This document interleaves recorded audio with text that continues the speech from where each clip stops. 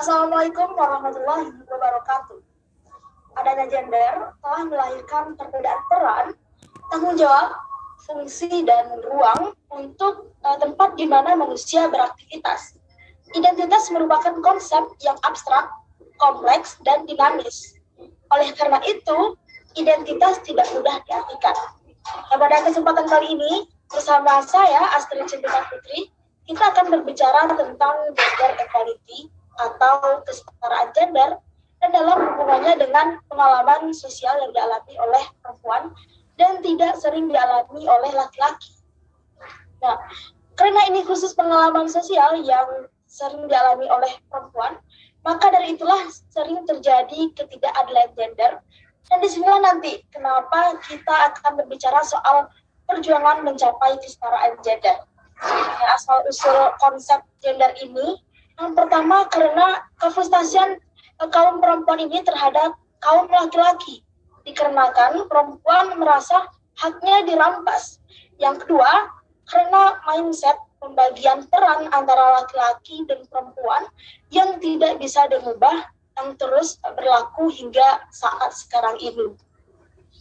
Nah, berikut terdapat 5 pengalaman sosial yang dihadapi oleh perempuan. Nah, akan kita bahas satu-satu ya.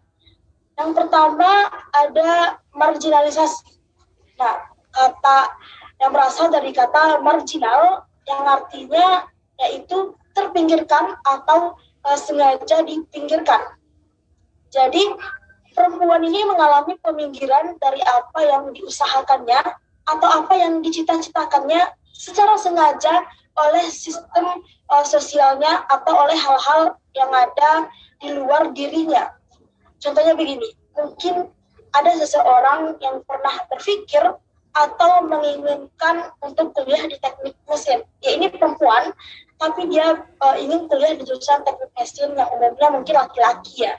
Tapi mungkin karena keluarganya ada yang mekanik, sehingga dia tertarik untuk kuliah di jurusan tersebut. Tetapi karena keluarganya yang berasal dari kampung atau dari pedesaan dengan norma-norma tradisional dan pengetahuan yang terbatas, maka ia hanya diberi izin untuk memilih jurusan kuliah ini cuma 2, yaitu keguruan atau perawat. Dan karena menurut keluarganya profesi atau pekerjaan masa depan yang paling ideal untuk perempuan itu ya guru atau enggak ya perawat gitu. Karena yang dilihat oleh orang tuanya itu guru bekerja tidak full time atau tidak sepadan pekerjaan lainnya. Tapi karena dia belum punya pengetahuan nih soal marginalisasi ini atau peminggiran ini, setelah ia tahu dan sadar ternyata dia mengalami marginalisasi yang akhirnya membuat dia berpikir kembali sebetulnya ia bisa atau layak untuk mendapatkan cita-citanya tadi bekerja atau kuliah di jurusan teknik mesin begitu. Tapi karena keluarganya yang membatasi, secara sadar atau tidak sadar, dia telah mengalami peminggiran dari cita-citanya. Nah, mungkin ada dari teman-teman yang mengalami hal yang sama dengan apa yang seseorang tadi alami begitu.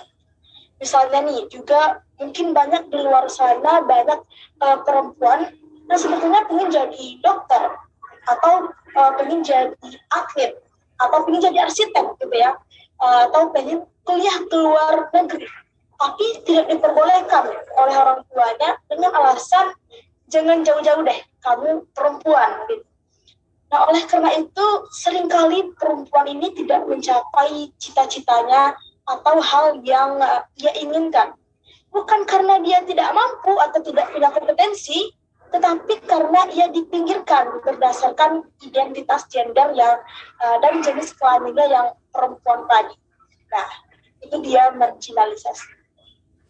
Selanjutnya, pengalaman sosial kedua yang sering dialami oleh perempuan yaitu subordinasi, yang artinya perempuan ini dipandang secara sosial lebih bawah dari laki-laki.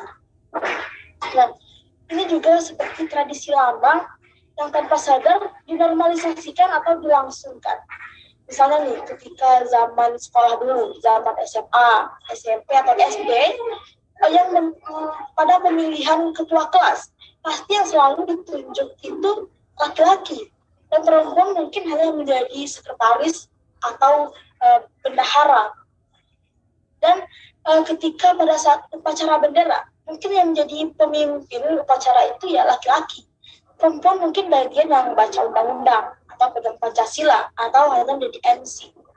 Nah, hal seperti ini mungkin dipandang biasa atau dirasa tidak ada yang salah gitu ya.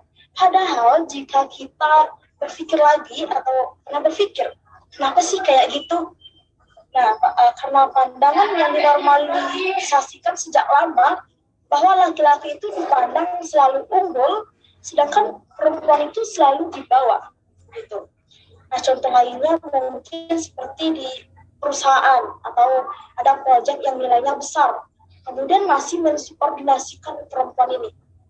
Karena proyek itu dianggap sangat penting, jadi yang dipilih sebagai pemimpin proyeknya ya laki-laki. Dengan alasan yang tidak ada, jadi tidak bisa dirasionalkan. Karena sampai saat ini orang-orang masih banyak memandang bahwa laki-laki itu lebih mampu berpegang sebuah proyek atau kerjaan yang penting. Padahal tidak. Padahal kita sebagai kaum perempuan juga bisa melakukan hal yang demikian. Nah, itu dia subordinasi. Pengalaman sosial yang ketiga yang sering dialami oleh perempuan yaitu stigmatisasi. Nah, kata dasarnya adalah stigma atau label yang artinya pelabelan. Hal ini juga sering dialami oleh perempuan.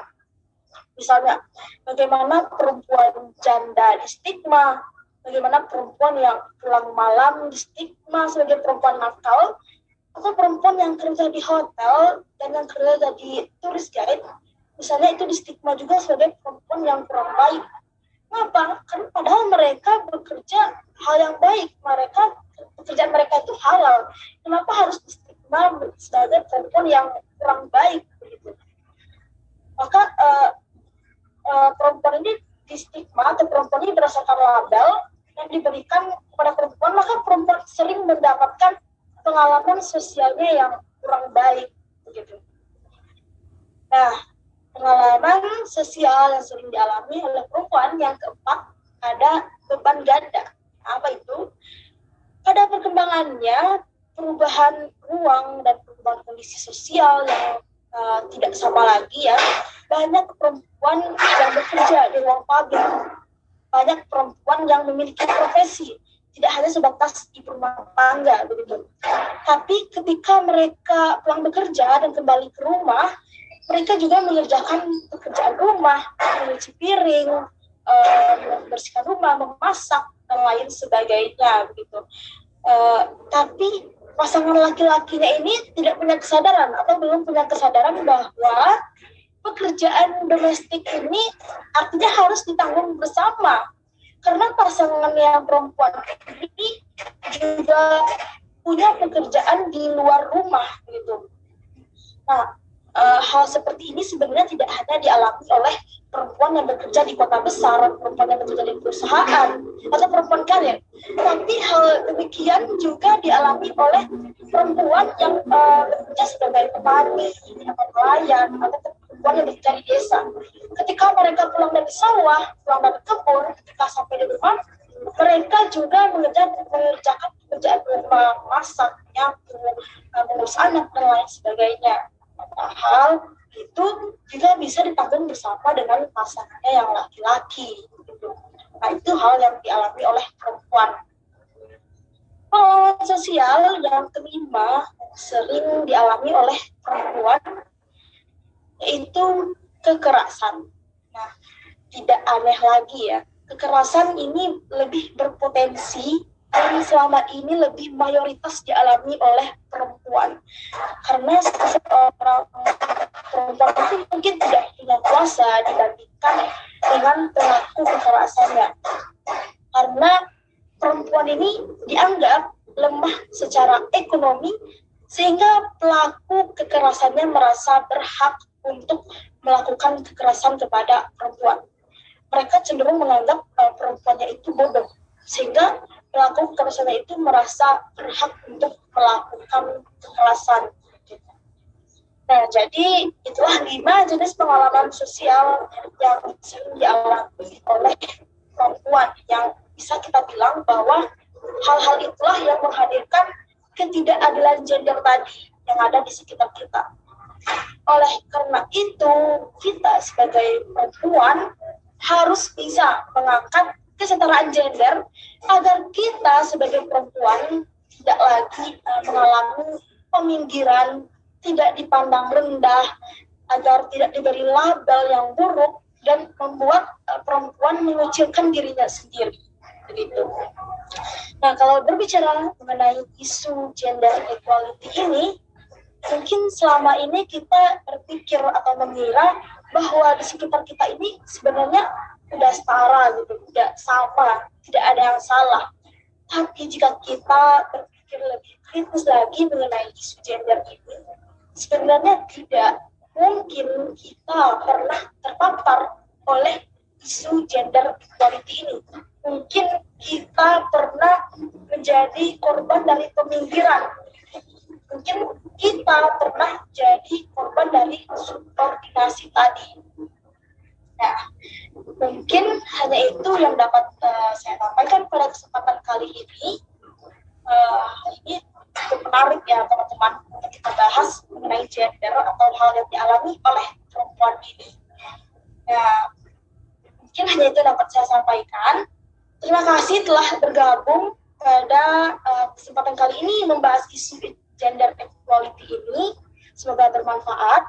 Saya Astrid Cintika Putri. Mohon maaf atas segala kesalahan dan kekurangan. Assalamualaikum warahmatullahi wabarakatuh. Waalaikumsalam warahmatullahi wabarakatuh.